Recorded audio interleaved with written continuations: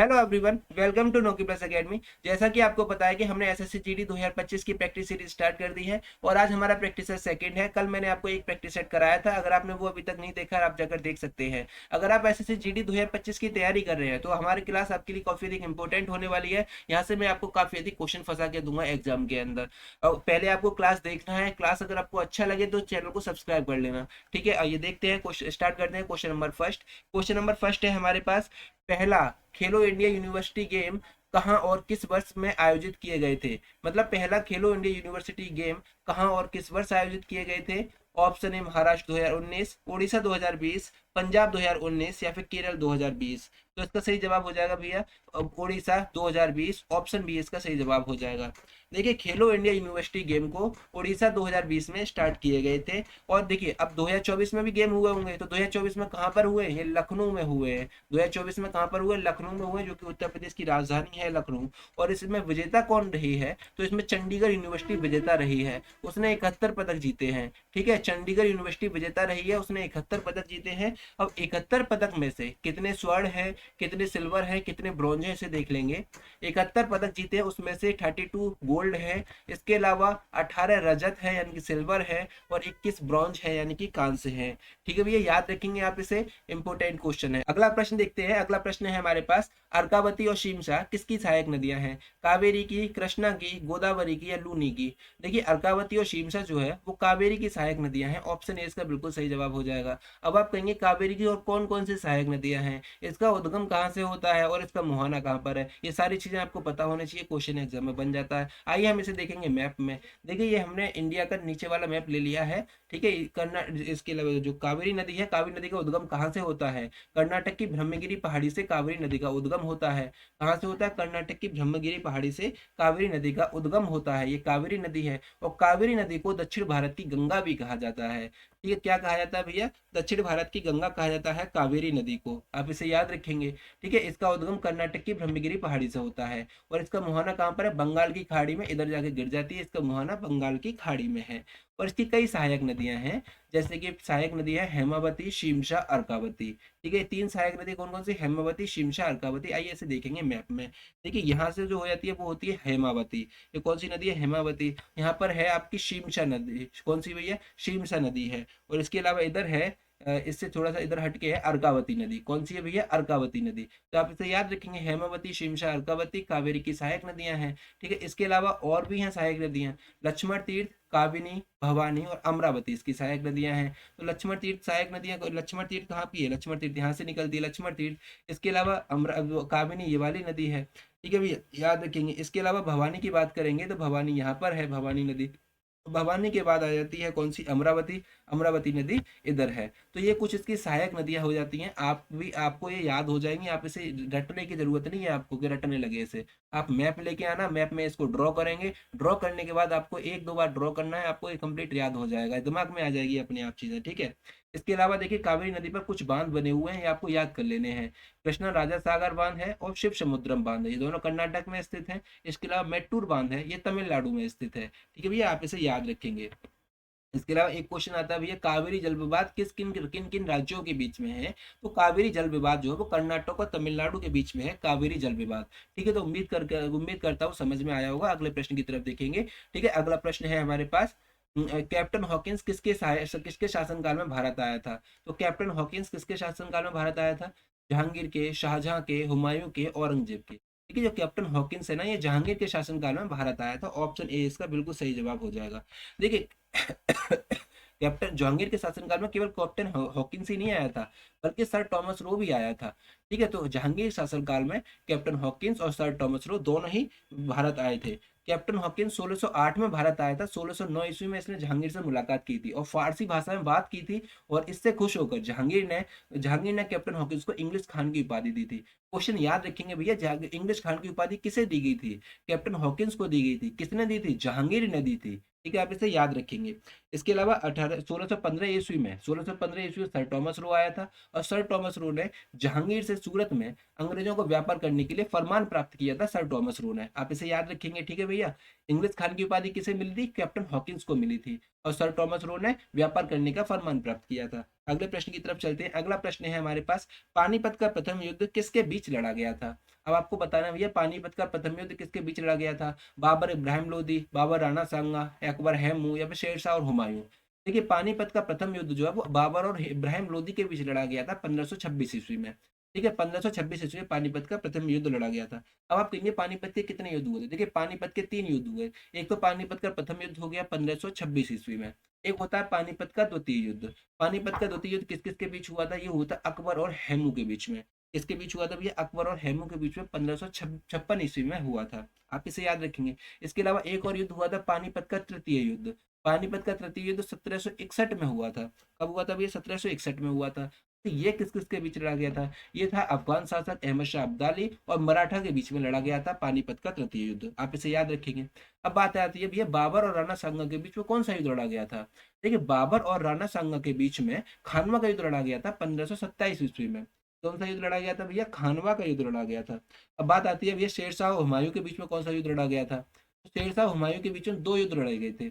एक तो 1539 ईस्वी में चौसा का युद्ध लड़ा गया था और एक बिलग्राम कन्नौज का युद्ध लड़ा गया था 1540 ईस्वी में। याद रखेंगे 1539 ईस्वी में चौसा का युद्ध और बिलग्राम का युद्ध 1540 ईस्वी में लड़ा गया था। ठीक है भाई, आगे चलते हैं अगले प्रश्न की तरफ। अगला प्रश्न है हमारे पास, आगरा शहर की स्थापना किसने की थी? तो आगरा शहर की स्थापना किसने की थी? सिकंदर लोदी ने, हुमायूं ने, अकबर ने या शाहजहां ने? देखिए आगरा शहर की स्थापना जो की थी वो सिकंदर लोदी ने की थी। ऑप्शन ए इसका बिल्कुल सही जवाब हो जाएगा, सिकंदर लोदी। ठीक है भैया। अच्छा सिकंदर लोदी ने तो आगरा शहर की स्थापना की थी, लेकिन आगरा किले का निर्माण जो है वो अकबर ने किया था। आगरा किले का निर्माण किसने किया था? अकबर ने किया था। ठीक है, याद रखेंगे आप इसे। इसके अलावा अकबर ने फतेहपुर सीकरी की स्थापना की थी। अकबर ने फतेहपुर सीकरी की स्थापना की थी और गुजरात विजय की खुशी में आकर इसने फतेहपुर सीकरी में बुलंद दरवाजा का निर्माण करवाया था। ठीक है, ये इंपॉर्टेंट हो जाता है कि बुलंद दरवाजा का निर्माण किसने करवाया था? अकबर ने करवाया था। किसकी विजय के बाद करवाया था? गुजरात विजय की खुशी में बुलंद दरवाजा का निर्माण करवाया था। कहां पर करवाया था? फतेहपुर सीकरी में करवाया था। ये आपको याद रखना है। इसके अलावा हुमायूं ने दीन पनाह की स्थापना की थी। हुमायूं ने किसकी स्थापना की थी? दीन पनाह की स्थापना की थी हुमायूं ने। और शाहजहां ने शाहजहानाबाद की स्थापना की थी। देखिए शाहजहां ने राजधानी को आगरा से उठाकर दिल्ली कर दिया और दिल्ली में इसने शाहजहानाबाद की शहर की स्थापना की थी। आप इसे याद रखेंगे। अगले प्रश्न की तरफ चलते हैं। अगला प्रश्न है हमारे पास, मौलिक अधिकार का उल्लेख किन अनुच्छेदों में है? तो आपको बताना भैया मौलिक अधिकार का उल्लेख किन अनुच्छेदों में है? 12 से 35 में, 36 से 51 में, 1 से 4 में या फिर 5 से 11 में? देखिए अब मौलिक अधिकारों का उल्लेख जो है वो आर्टिकल 12 से 35 तक है। ऑप्शन ए इसका बिल्कुल सही जवाब हो जाएगा। ऑप्शन ए इसका बिल्कुल सही जवाब हो जाएगा। 12 से 35 में मौलिक अधिकारों का उल्लेख है और इसको भाग 3 में रखा गया है। मौलिक अधिकारों किस में रखा गया? भाग 3 में रखा गया। अभी हम सारे मौलिक अधिकार अभी देखेंगे। इससे पहले मैं आपको ये बता देता हूँ। देखिए आर्टिकल 36 से 51 तक नीति निर्देशक तत्वों का उल्लेख है। नीति निर्देशक तत्वों का उल्लेख हमारे संविधान के भाग 4 में है और आर्टिकल 36 से 51 तक आपको याद रखना है। और ये इनको आयरलैंड के संविधान से लिया गया है। कहाँ से लिया गया? आयरलैंड के संविधान से लिया गया है। और नीति निर्देशक तत्व जो होते हैं वो न्यायालय के द्वारा प्रवर्तनीय नहीं होते हैं, यानी कि हम इनको न्यायालय के द्वारा लागू नहीं करा सकते हैं। ये सरकार की इच्छा पर निर्भर करते हैं कि सरकार चाहती है तो इनको लागू कर सकती है, नहीं चाहती है तो वो नहीं करेगी नीति निर्देशक सिद्धांत को। इसके अलावा बात आती है अनुच्छेद 101 से 4 में। अच्छा अनुच्छेद 1 से 4 की बात करते हैं। इसमें संघ और राज्य क्षेत्र का मामला है और इसको भाग 1 में रखा गया है। अब बात आती है आर्टिकल 5 से 11 तक। आर्टिकल 5 से 11 जो है इसमें नागरिकता से संबंधित उल्लेख है इसमें, और इसको भाग 2 में रखा गया है। ठीक है, ये याद रखेंगे इसे। अब बात करेंगे मौलिक अधिकार की। देखिए मौलिक अधिकार का उल्लेख हमारे संविधान के भाग 3 में है, अनुच्छेद 12 से 35 में है। और इनको कहाँ से लिया गया? यूएसए अमेरिका के संविधान से लिया गया है। ठीक है, आप इसे याद रखेंगे। मौलिक अधिकारों को 6 वर्गों में विभाजित कर दिया गया है और 6 वर्ग कौन कौन से, इनको आपको पता होना चाहिए। ठीक है। अच्छा पहला है समानता का अधिकार।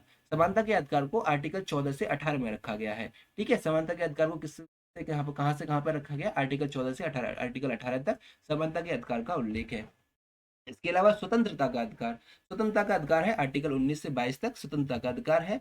और शोषण के खिलाफ अधिकार, शोषण के खिलाफ अधिकार है आर्टिकल 23 से लेकर आर्टिकल 24 तक शोषण के खिलाफ अधिकार है। चौथे पर आता है धार्मिक स्वतंत्रता का अधिकार। तो धार्मिक स्वतंत्रता का अधिकार है आपको आर्टिकल 25 से आर्टिकल 28 तक धार्मिक स्वतंत्रता का अधिकार है। इसके अलावा आर्टिकल 5वें नंबर पर आता है सांस्कृतिक और शैक्षिक अधिकार। तो सांस्कृतिक और शैक्षिक अधिकार जो है वो आर्टिकल 29 और 30 में सांस्कृतिक और शैक्षिक अधिकार है। और लास्ट आता है संवैधानिक उपचारों का अधिकार। संवैधानिक उपचारों का उल्लेख आर्टिकल 32 में है। आप इसे याद रखेंगे। और इसके अलावा संवैधानिक उपचारों के अधिकार को डॉक्टर बी आर अम्बेडकर ने संविधान की आत्मा कहा है। ठीक है, याद रखेंगे। देखिए, संविधान की आत्मा डॉक्टर बी आर अम्बेडकर ने किसको कहा है? संविधान के संवैधानिक उपचारों के अधिकार को कहा है। आप इसे याद रखेंगे। अगले प्रश्न की तरफ चलते हैं। अगला प्रश्न है हमारे पास, संयुक्त अधिवेशन का प्रावधान किस अनुच्छेद में है?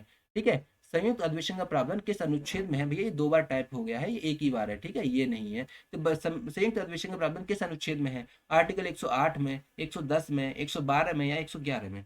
देखिए, संयुक्त अधिवेशन का जो प्रावधान है वो आर्टिकल 108 में, ऑप्शन ए इसका बिल्कुल सही जवाब हो जाए। अब बात आती है संयुक्त अधिवेशन की। देखो, संयुक्त अधिवेशन आता कब है? संयुक्त अधिवेशन जब आता है जब किसी मुद्दे पर लोकसभा और राज्यसभा के बीच में कोई विवाद हो जाता है, तब संयुक्त अधिवेशन को बुलाया जाता है। अब एक क्वेश्चन आता है भैया कि संयुक्त अधिवेशन की अध्यक्षता कौन करते हैं? तो संयुक्त अधिवेशन की अध्यक्षता लोकसभा अध्यक्ष करते हैं। कौन करते हैं भैया? लोकसभा अध्यक्ष करते हैं। संयुक्त अधिवेशन की अध्यक्षता लोकसभा अध्यक्ष करते हैं। अब आपको ये भी पता होना चाहिए, अब तक कितनी बार संयुक्त अधिवेशन आ चुका है हमारे भारत में? 3 बार आ चुका है। और 3 बार कौन कौन किस किस पे आ चुका है, इसे देखेंगे। सबसे पहला आया था 1961 ईस्वी में दहेज उन्मूलन के लिए, इसमें संयुक्त अधिवेशन आया था। इसके अलावा दूसरा आया था बैंकिंग सुधार के लिए 1978 ईस्वी में। इसके अलावा तीसरा आया था पोटा के लिए, यानी कि आतंकवाद आतंकवाद के लिए 2002 में आया था। ठीक है, ये 3 संयुक्त अधिवेशन आ चुके हैं। और इंटरेस्टिंग बात यह है कि तीनों के तीनों संयुक्त अधिवेशन अटल बिहारी वाजपेयी के सरकार में आए हैं। तीनों के तीनों अधिवेशन किसकी सरकार में आए हैं? अटल बिहारी वाजपेयी के शासन सरकार में आए हैं। इसके अलावा मैं अभी आपको बताऊंगा 110, 112, 111 में क्या चीज है। ठीक है, अच्छा, इसके अलावा मैं आपको यहाँ पे बताने वाला हूँ कि कुछ मामलों में संयुक्त अधिवेशन आ ही नहीं सकता है। कुछ ऐसे मामले होते हैं जिन पर संयुक्त अधिवेशन नहीं आ सकता, वो मामले आपको पता होना चाहिए। देखिए, संविधान संशोधन पर संयुक्त अधिवेशन नहीं आ सकता, ये आपको पता होना चाहिए, क्वेश्चन एग्जाम में आता है। ठीक है, संविधान संशोधन पर संयुक्त अधिवेशन नहीं आ सकता है। धन विधेयक पर संयुक्त अधिवेशन नहीं आ सकता है। इसके अलावा महाभियोग पर भी संयुक्त अधिवेशन नहीं आ सकता है। ठीक है, आप इसे याद रखेंगे, इन 3 चीजों पर संयुक्त अधिवेशन आ ही नहीं सकता है। क्वेश्चन एग्जाम में आता है, इन तीनों चीजों को आपको याद रख लेना है। बात करेंगे आर्टिकल 110 की। आर्टिकल 110 में धन विधेयक की परिभाषा का उल्लेख है। आर्टिकल 110 में क्या है? धन विधेयक की परिभाषा का उल्लेख है। और आर्टिकल 111 में राष्ट्रपति की वीटो शक्ति है। राष्ट्रपति की वीटो शक्ति किसमें? आर्टिकल 111 में। तो वीटो शक्ति के द्वारा राष्ट्रपति क्या करता है? वीटो शक्ति के द्वारा राष्ट्रपति किसी विधेयक को कानून बनने से रोक सकता है अपनी वीटो शक्ति का यूज करके। ठीक है, इसके अलावा आर्टिकल 112 में बजट की चर्चा है। किसकी चर्चा है भैया? बजट की चर्चा है। आप इसे याद रखेंगे। अगले प्रश्न की तरफ चलते हैं। अगला प्रश्न है हमारे पास, नाटो का मुख्यालय कहाँ पर है? तो ये नाटो का मुख्यालय कहाँ पर है? तो नाटो का मुख्यालय जो है वो ब्रुसेल्स बेल्जियम में है। कहाँ पर है? ब्रुसेल्स में है। ठीक है, ऑप्शन डी इसका बिल्कुल सही जवाब हो जाएगा। अच्छा, आपको पता होना चाहिए नाटो की फुल फॉर्म क्या होती है। देखिए, नाटो की जो फुल फॉर्म है वो ये है, नेशनल अटलांटिक ट्रीटी ऑर्गेनाइजेशन। क्या भैया? नेशनल अटलांटिक ट्रीटी ऑर्गेनाइजेशन, ये नाटो की फुल फॉर्म है। इसकी स्थापना 4 अप्रैल 1949 ईस्वी को इसकी स्थापना हुई थी नाटो की। और इस संगठन में 30 सदस्य शामिल हैं। क्या भारत इसमें शामिल है? ये बिल्कुल नहीं है। नाटो भारत में शामिल नहीं है, सॉरी, भारत नाटो में शामिल नहीं है। ठीक है, और इसमें 30 सदस्य शामिल है। मुख्यालय इसका कहाँ पर है? ब्रुसेल्स बेल्जियम में मुख्यालय है नाटो का। आप इसे याद रखेंगे। आइए चलते हैं अगले प्रश्न की तरफ। अगला प्रश्न है हमारे पास, संयुक्त राष्ट्र महासभा का अध्यक्ष कितने वर्षों के लिए चुना जाता है? तो संयुक्त राष्ट्र महासभा का अध्यक्ष कितने वर्षों के लिए चुना जाता है? 2 वर्ष के लिए, 1 वर्ष के लिए, 3 वर्ष के लिए, 4 वर्ष के लिए? क्वेश्चन इंपॉर्टेंट है, एग्जाम में आया हुआ है। इसके अलावा देखिए, ये क्वेश्चन आ भी सकता है। देखिए, संयुक्त राष्ट्र महासभा का अध्यक्ष कितने वर्षों के लिए चुना जाता है? 1 वर्ष के लिए चुना जाता है। कितने वर्ष के लिए चुना जाता है भैया? 1 वर्ष के लिए चुना जाता है। अब थोड़ा महासभा के बारे में देखेंगे। देखिए, संयुक्त राष्ट्र महासभा जो होता है वो संयुक्त राष्ट्र का एक अंग होता है। वैसे इसके 6 अंग होते हैं, 6 में से एक अंग होता है महासभा। और इस महासभा को विश्व की लघु संसद भी कहते हैं। क्या कहते हैं इसे? विश्व की लघु संसद भी कहते हैं। और इस महासभा के अध्यक्ष को 1 वर्ष के लिए ही चुना जाता है। ठीक है, अभी हम देखेंगे वर्तमान अध्यक्ष कौन है। इसके अलावा ये क्या करते हैं, ये महासचिव की ये जो है महासचिव की नियुक्ति करते हैं सुरक्षा परिषद की सलाह पर। महासभा महासचिव की नियुक्ति करते हैं सुरक्षा परिषद की सलाह पर करते हैं। और इसके वर्तमान अध्यक्ष कौन है? इसके वर्तमान अध्यक्ष की बात करेंगे तो फिलेमोन यांग इसके वर्तमान अध्यक्ष है महासभा के। इनको कब नियुक्त किया गया है? ये 6 जून 2024 को चुने गए हैं। आप इसे याद रखेंगे, महासभा के वर्तमान अध्यक्ष आपको याद रखना है। और आपको यह भी याद रखना है कि इनके कार्यकाल कितने कितने साल का होता है। 1 साल का होता है महासभा के अध्यक्ष का कार्यकाल। आप इसे याद रखेंगे। अब बात हो रही है संयुक्त राष्ट्र की, तो आइए हम देख लेते हैं संयुक्त राष्ट्र के बारे में। देखिए, संयुक्त राष्ट्र संघ, इसकी स्थापना 24 अक्टूबर 1945 को न्यूयॉर्क में हुई थी। संयुक्त राष्ट्र संघ की स्थापना, आप इसे याद रखेंगे। इसकी स्थापना का मुख्य उद्देश्य था अंतर्राष्ट्रीय शांति और सुरक्षा के विरोधी तत्वों को रोकना। इसको रोकना, अंतर्राष्ट्रीय शांति और सुरक्षा के विरोधी तत्वों को रोकना, यानी कि शांति स्थापित करना इसका मेन उद्देश्य था। इसकी स्थापना का मुख्य श्रेय दिया जाता है रूसवेल्ट को, चर्चिल को, स्टालिन को, जॉर्ज क्लेमेशो को। इसके अलावा इसमें कितने सदस्य हैं? इसमें 193 सदस्य हैं। अच्छा, 193वां सदस्य कौन बना? दक्षिणी सूडान बना। कब बना? 2011 में बना। ठीक है, 193वां सदस्य दक्षिणी सूडान 2011 में बना था, आपको ये पता होना चाहिए। इसके अलावा इसका मुख्यालय न्यूयॉर्क, अमेरिका में संयुक्त राष्ट्र संघ का मुख्यालय है, और इसमें 6 अंग होते हैं। कितने अंग होते हैं भैया? 6 अंग होते हैं। कौन कौन से होते हैं ये भी आपको पता होना चाहिए। देखिए, इसमें 6 अंग होते हैं। पहला होता है महासभा, सुरक्षा परिषद, इसके अलावा आर्थिक और सामाजिक परिषद, न्यास परिषद, और एक होती है अंतर्राष्ट्रीय न्यायालय और सचिवालय। ये इसके 6 अंग होते हैं, आपको याद रखना है। इसके अलावा यूएनओ में 6 भाषाओं को मान्यता प्राप्त है। यूएनओ में वो 6 भाषाएं कौन कौन सी है ना, देखेंगे। देखिए, अंग्रेजी, फ्रांसीसी, रूसी, चीनी और अरबी, स्पेनिश, ये 6 भाषाओं को मान्यता प्राप्त है। कौन कौन सी? अंग्रेजी, फ्रांसीसी, रूसी, चीनी और अरबी और स्पेनिश, इन 6 भाषाओं को यूएनओ में मान्यता प्राप्त है। ठीक है भैया। इसके अलावा महासचिव कौन है? इसके महासचिव हैं एंटोनियो गुटेरेस, इसके महासचिव हैं। ठीक है, वर्तमान में। और इसके प्रथम महासचिव कौन थे? त्रिगवेली इसके प्रथम महासचिव थे। ठीक है भैया। इसके अलावा एक आती है संयुक्त सुरक्षा परिषद, इसके बारे में भी मैं आपको बता देता हूँ। देखिए, संयुक्त सुरक्षा परिषद में 15 सदस्य होते हैं। ये क्वेश्चन एग्जाम में आते हैं कि संयुक्त सुरक्षा परिषद में कितने सदस्य होते हैं? 15 सदस्य होते हैं, जिसमें 5 स्थायी सदस्य होते हैं। कितने स्थायी सदस्य होते हैं? 5 स्थायी सदस्य होते हैं। 5 स्थायी सदस्य कौन कौन से हैं? ये हैं चीन, फ्रांस, रूस और यूके, यानी कि यूनाइटेड किंगडम और संयुक्त राज्य अमेरिका। ये 5 स्थायी सदस्य होते हैं संयुक्त सुरक्षा परिषद के। कौन कौन से? एक चीन होता है, फ्रांस होता है, रूस होता है, इसके अलावा यूके और अमेरिका होता है। तो ये 5 स्थायी सदस्य होते हैं। इसके अलावा 10 अस्थायी सदस्य होते हैं। 10 अस्थायी सदस्य होते हैं इसमें, और इन 10 अस्थायी सदस्यों को महासभा के द्वारा 2 सालों के लिए नियुक्त किया जाता है, अस्थायी सदस्यों को। ठीक है, किसके द्वारा नियुक्त किया जाता है? महासभा के द्वारा नियुक्त किया जाता है। आप इसे याद रखेंगे। अगले प्रश्न की तरफ चलते हैं। अगला प्रश्न है हमारे पास, चींटी में कौन सा अम्ल पाया जाता है? तो ये चींटी में कौन सा अम्ल पाया जाता है? तो चींटी में पाया जाता है फॉर्मिक एसिड पाया जाता है। ऑप्शन ए इसका बिल्कुल सही जवाब हो जाएगा, फॉर्मिक एसिड। अच्छा भैया, अब बात आती है एसिटिक एसिड किस में पाया जाता है? एसिटिक एसिड जो है वो सिरका में पाया जाता है। अच्छा, मैलिक एसिड किस में पाया जाता है? ये मैलिक एसिड सेब में पाया जाता है। और टार्टरिक एसिड किस में पाया जाता है? तो टार्टरिक एसिड इमली और अंगूर में टार्टरिक एसिड पाया जाता है। ठीक है, ये क्वेश्चन एग्जाम में आए हुए हैं, और आपको इनको हल्के में नहीं लेना है, आपको इन्हें याद रखना है। इसका पीडीएफ आपको टेलीग्राम पर मिल जाएगा। ठीक है भैया। अच्छा, तो आगे चलते हैं अगले प्रश्न की तरफ। अगला प्रश्न है हमारे पास, एडवर्ड जेनर ने किसकी खोज की थी? तो एडवर्ड जेनर ने किसकी खोज की थी? चेचक का टीका की, पेनिसिलिन की, टीबी बैक्टीरिया की, या फिर पोलियो वैक्सीन की? देखिए, एडवर्ड जेनर ने चेचक के टीके की खोज की थी। ऑप्शन ए इसका बिल्कुल सही जवाब हो जाएगा, चेचक का टीका। बात करेंगे पेनिसिलिन की खोज किसने की थी? अलेक्जेंडर फ्लेमिंग ने की थी। तो पेनिसिलिन की खोज किसने की थी? अलेक्जेंडर फ्लेमिंग ने की थी। टीबी बैक्टीरिया की खोज किसने की थी? रॉबर्ट कोच ने की थी। फिर अब पोलियो वैक्सीन की खोज किसने की थी? जोनास साल्क ने की थी पोलियो वैक्सीन की खोज।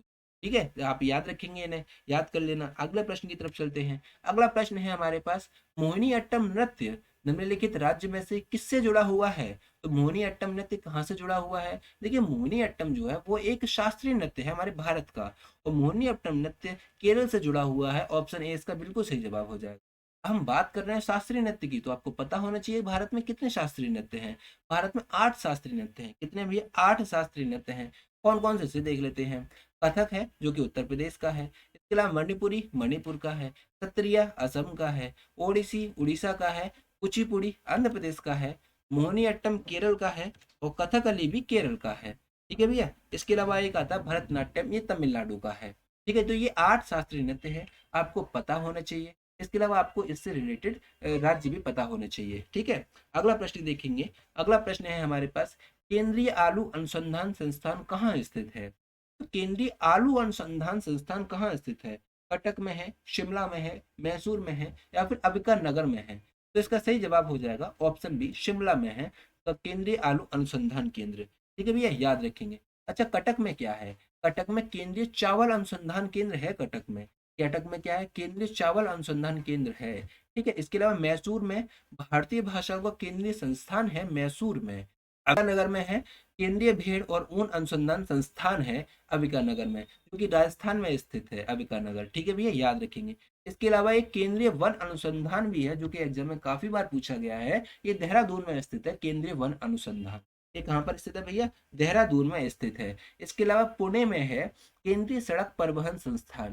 केंद्रीय सड़क परिवहन संस्थान कहाँ पर है? ये पुणे में स्थित है। ठीक है भैया, याद रखेंगे आप इसे। अगले प्रश्न की तरफ चलते हैं। अगला प्रश्न है हमारे पास, प्रसिद्ध रॉक गार्डन कहाँ स्थित है? तो ये प्रसिद्ध रॉक गार्डन है, ये कहाँ पर स्थित है? ये चंडीगढ़ में स्थित है। अच्छा, इसको बनवाया किसने था? तो इसको नेक चंद्र ने बनवाया था। नेक चंद्र सैनी ने चंडीगढ़ में रॉक गार्डन का निर्माण करवाया था। ठीक है भैया, आगे चलते हैं अगले प्रश्न की तरफ। अगला प्रश्न है हमारे पास, निम्नलिखित में से कौन सा एक कुचालक नहीं है? तो इनमें से कौन सा एक कुचालक नहीं है? देखिए भैया, 3 उसमें कुचालक है, एक कुचालक नहीं है।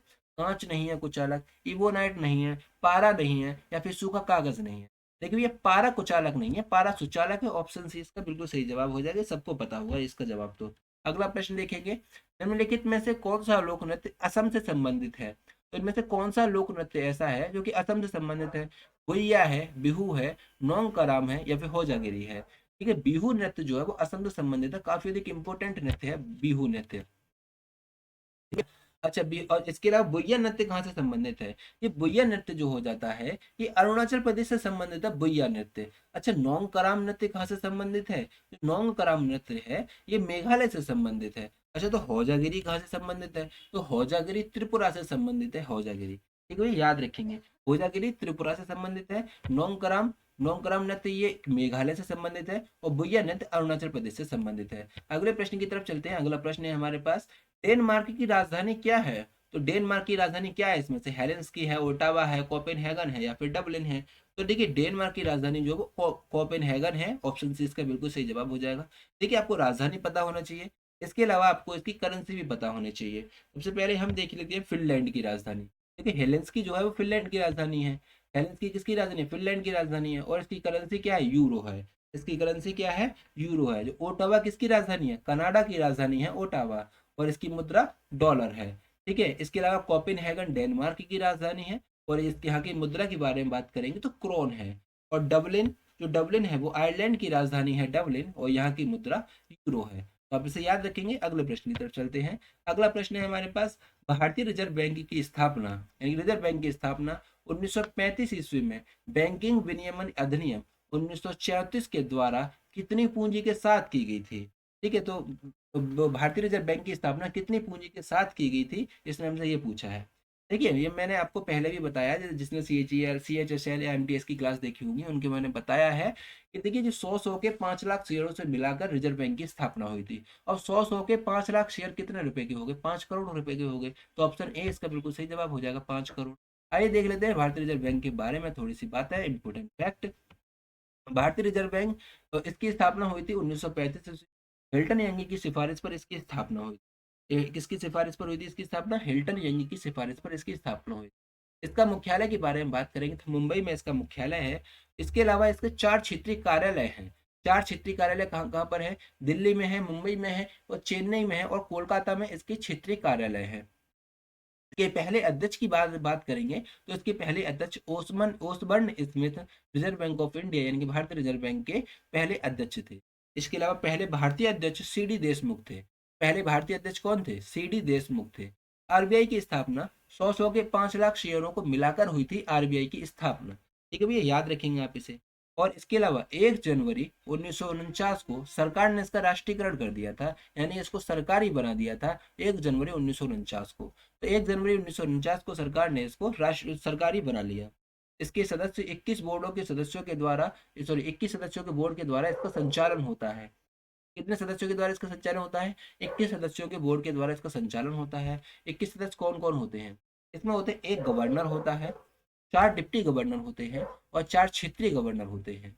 इसके अलावा 2 वित्त मंत्रालय के अधिकारी होते हैं, और 10 अर्थशास्त्र के अच्छे जानकार होते हैं। तो ये इतने 21 सदस्य होते हैं, भारतीय रिजर्व बैंकों का संचालन करते हैं ये इतने सदस्य मिलकर। इसका कार्य होता है बैंकों पर नियंत्रण करना, नोट का निर्गमन करना, और मुद्रा का विनिमय करना। ये RBI का कार्य होता है। उम्मीद करता हूँ सब समझ में आया होगा। अगले प्रश्न की तरफ चलते हैं। अगला प्रश्न है हमारे पास, हमारे शरीर में कौन सा विटामिन सूर्य के प्रकाश की उपस्थिति में संश्लेषित होता है। तो हम कौन सा विटामिन सूर्य के प्रकाश की उपस्थिति में संश्लेषित करते हैं या बनाते हैं? तो वो हो जाता है भैया ऑप्शन सी और vitamin D. Option C vitamin D इसका सही जवाब हो जाएगा। अब बात हो रही है विटामिन की, तो आपको पता होना चाहिए विटामिन की खोज किसने, विटामिन की खोज फंक ने की थी। कब की थी भैया? 1912 ईस्वी में फंक ने विटामिन की खोज की थी। ये याद रखेंगे। अच्छा, कुछ ऐसे विटामिन होते हैं जो घुलनशील होते हैं जल में, कुछ ऐसे विटामिन होते हैं जो वसा में घुलनशील होते हैं। ठीक है, देखो घुलनशील के आधार पर दो वर्गों में विभाजित किया गया है विटामिन को। एक होता है जल में घुलनशील विटामिन जो होते हैं, बी सी विटामिन जल में घुलनशील होते हैं। इसके अलावा ए डी ई के विटामिन जो होते हैं ये वसा में घुलनशील होते हैं, ए डी ई के विटामिन। ठीक है, याद रखेंगे विटामिन ए डी ई के ये वसा में घुलनशील होते हैं। इसके अलावा जल में घुलनशील विटामिन विटामिन बी और सी होते हैं। क्वेश्चन एग्जाम में आता है, इस वजह से आपको याद रखना है। अगला प्रश्न देखेंगे। अगला प्रश्न है हमारे पास, भारतीय संविधान के निम्नलिखित में से किस अनुच्छेद के तहत अवसरों की समानता में नागरिकों के पिछड़े वर्ग के लिए उचित वर्गीकरण और प्रावधान शामिल है का प्रावधान किया गया है? यानी कि किस आर्टिकल में कहा गया है कि अवसरों की समानता में नागरिकों के पिछड़े वर्ग के लिए उचित वर्गीकरण और प्रावधान, ये किस आर्टिकल में है? तो यह है भैया आर्टिकल 16 में। ऑप्शन ए इसका बिल्कुल सही जवाब हो जाएगा, आर्टिकल 16। आर्टिकल 16 में ही तो कहा गया है लोक नियोजन में समानता। और लोक नियोजन में समानता यानी कि सरकारी नौकरियों में समानता या अफसरों में समानता कह सकते हैं हम इसे। इस आर्टिकल 16 में कहा गया है। और इसमें हाँ, इसमें पिछड़े वर्ग के लिए आरक्षण की व्यवस्था है आर्टिकल, जो कि पॉजिटिव डिस्क्रिमिनेशन के आधार पर आरक्षण की व्यवस्था दी गई है, ना कि नेगेटिव डिस्क्रिमिनेशन के आधार पर। ठीक है भैया, इसके अलावा आर्टिकल 17 की बात करेंगे तो आर्टिकल 17 में अस्पृश्यता का अंत है, यानी कि छुआछूत का अंत है आर्टिकल 17 में। आर्टिकल 18 को देखेंगे। आर्टिकल 18 में उपाधियों का अंत है, लेकिन शिक्षा, सुरक्षा तथा भारत रत्न और पद्म पुरस्कार रख सकते हैं आप, लेकिन आर्टिकल 18 में उपाधियों का अंत है। और आर्टिकल 19 की बात करेंगे तो आर्टिकल 19 में है अभिव्यक्ति की स्वतंत्रता, बोलने की स्वतंत्रता, झंडा लहराने की स्वतंत्रता, ये आर्टिकल 19 में दी गई है। इसके अलावा बिना हथियार सभा करने की स्वतंत्रता है आर्टिकल 19 के बी में। और सी में है संगठन और सहकारी समितियां बनाने की स्वतंत्रता है, आप संगठन बना सकते हैं, कोई भी सहकारी समिति बना सकते हैं, ये 19 के सी में कहा गया है। और 19 के डी में कहा गया है आप बिना रोक टोक चारों ओर घूम सकते हैं, आप 19 के डी में कहा गया है।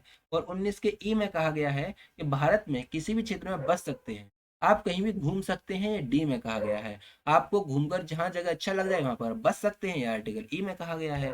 इसके अलावा एफ में कहा गया है संपत्ति के अधिकार, लेकिन संपत्ति के अधिकार को हटा दिया। कब हटा दिया? 44 में संविधान संशोधन 1978 के द्वारा इसे हटा दिया, अभी 19 का पार्ट नहीं है। इसके अलावा जी में कहा गया है व्यवसाय करने की स्वतंत्रता, डी में कहा गया आप चारों ओर घूम सकते हैं, आपको जो जगह अच्छा लगता है आप वहां पर बस सकते हैं, ये ई में कहा गया है। अब आप अगर कहीं पर रहेंगे तो आपको वहां पर व्यवसाय भी करेंगे, तो आप वहां रहकर कोई व्यवसाय भी कर सकते हैं, ये 19 के जी में कहा गया। ठीक है भैया, याद रखेंगे, सारी चीजें इंपॉर्टेंट है। अगला प्रश्न की तरफ चलते हैं, लास्ट क्वेश्चन है आज का। लतासना देवी को किसमें उनके योगदान के लिए संगीत नाटक अकादमी पुरस्कार 2023 से सम्मानित किया गया है? तो लतासना देवी को किसमें योगदान के लिए संगीत नाटक अकादमी पुरस्कार दिया गया है? तो मणिपुरी में योगदान के लिए संगीत नाटक अकादमी पुरस्कार दिया गया है। तो आज के लिए बस इतना ही, मिलते हैं नेक्स्ट वीडियो पर, तब तक के लिए टेक केयर, बाय बाय। अगर आपको हमारा वीडियो अच्छा लगे तो प्लीज़ हमारे चैनल को लाइक शेयर सब्सक्राइब जरूर जरूर कर लेना, ये आपके लिए बहुत ज़्यादा लाभदायक होने वाली है हमारी क्लास। ठीक है भैया।